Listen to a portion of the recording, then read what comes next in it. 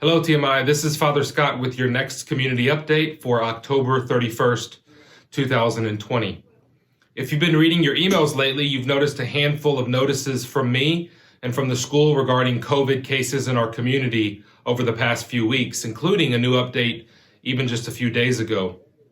First of all, I want to say thank you to all of our parents who've been so transparent in letting us know during these past few weeks if they've had a positive COVID case in their household.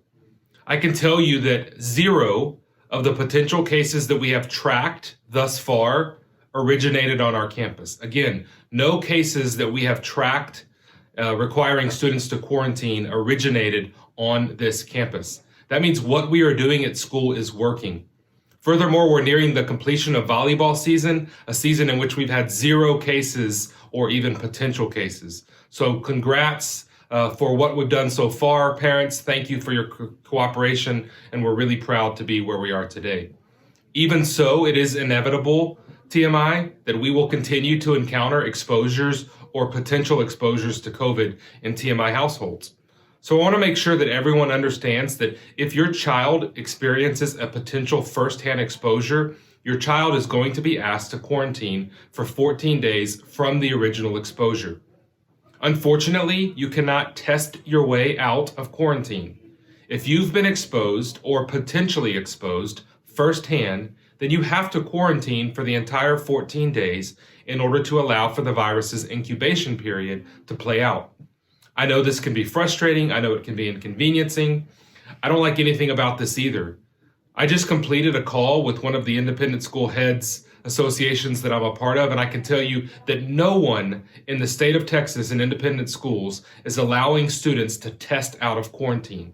So if your student has been exposed or potentially exposed to a case, they're going to have to stay home 14 days. We're following the guidelines of the CDC, Metro Health, our medical consultants, and we're doing what's best to keep 400 students and 100 faculty who come here each day as safe as possible.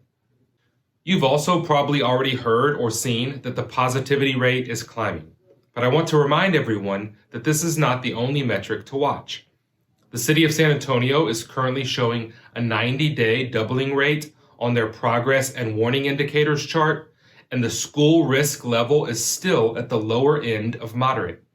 While I know many of you are tired of this virus, it is not the time to let our guard down.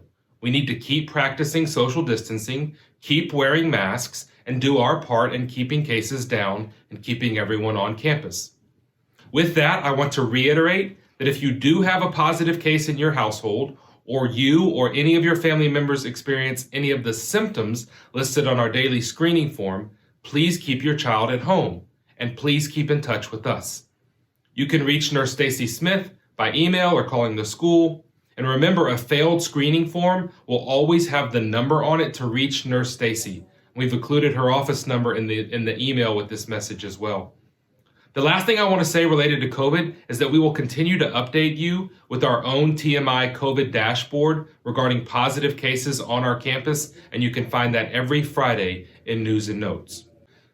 This last week in October also brings with it the end of the current 3-week block for selecting in-person or remote instruction for your TMI student. For students currently attending classes remotely, the admissions office will reach out to you to confirm your selection for the next 3-week block. The next block begins on Monday, November 2nd, and goes through Friday, November 20th, right up until the Thanksgiving break. We know that for many families, Thanksgiving and the holiday season means traveling and family gatherings. I do want to remind everyone that if you are traveling or if you are visiting family, please use good judgment to keep you and your family safe and healthy. This year, more than ever, you're not just protecting your own family, but the entire TMI community as well. For many of you who are wondering whether or not we will have in-person classes after the Thanksgiving break, the answer is yes, we will. Returning to campus after Thanksgiving break is consistent with all other ISAS and all other Episcopal schools in the San Antonio area. When we return to campus after the Thanksgiving break, that will also be the start of another 3-week block for selecting either remote or in-person instruction. That last block of the semester will run from November 30th to December 17th. If you already know that you would like to keep your TMI student home after the Thanksgiving break, then reach out to Mr. Hawkins, our Director of Enrollment Management, and you can do that now. As a reminder, for students who are currently attending classes on campus, if you would like to switch to remote instruction, parents, please complete the remote instruction selection form that is included as a link with this video. And finally, if your child is currently attending in-person classes and will continue attending in-person classes, no action is required to continue with your selection of in-person instruction.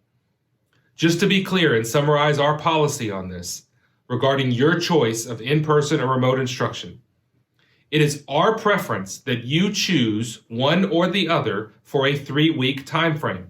That makes life easier on us. However, if you are nervous about the upcoming Thanksgiving break, if you have concerns about sending your child to campus, even if it's only for 1 week or a few days, call Aaron Hawkins. You deserve to choose when your child comes to school and when they stay home.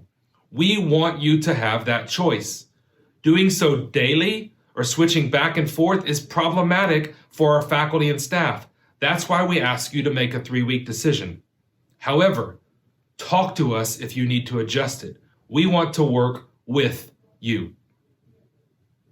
We also realize that there is a chance we may need to pivot quickly from our current instruction model to either a hybrid or a remote model during the next few months.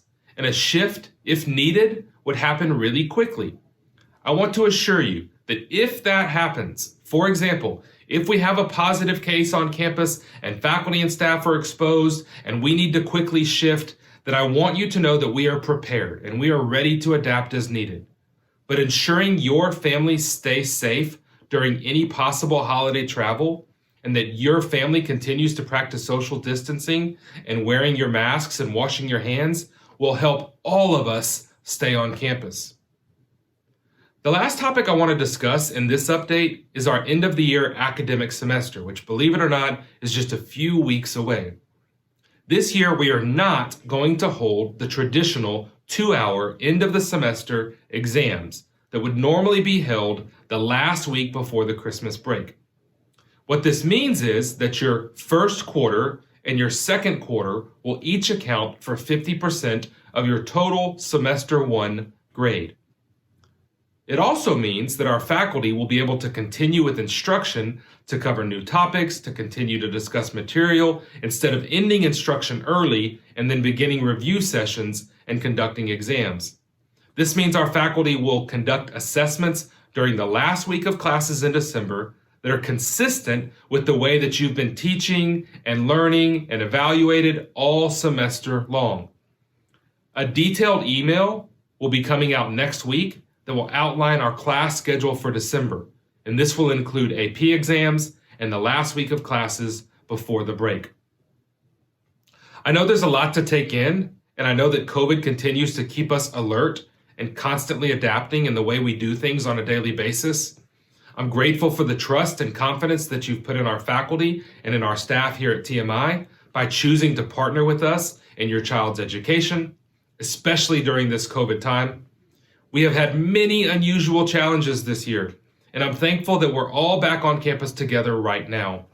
So let's continue to do our part to fight this virus and do everything we can to stay on campus. Lastly, as we approach Election Day, I want to remind you that our theme this year is Love Your Neighbor. I am quite confident that when Jesus added love your neighbor to the top of his commandment list, he was calling us to love those who don't look like us, don't think like us, don't talk like us, don't live like us, and even those who don't vote like us. So go vote. Talk to your children about the election.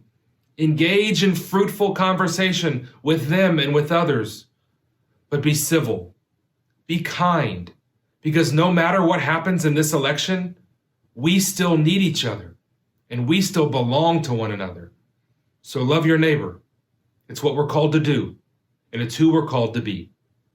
Happy Halloween, go Panthers, and I love you.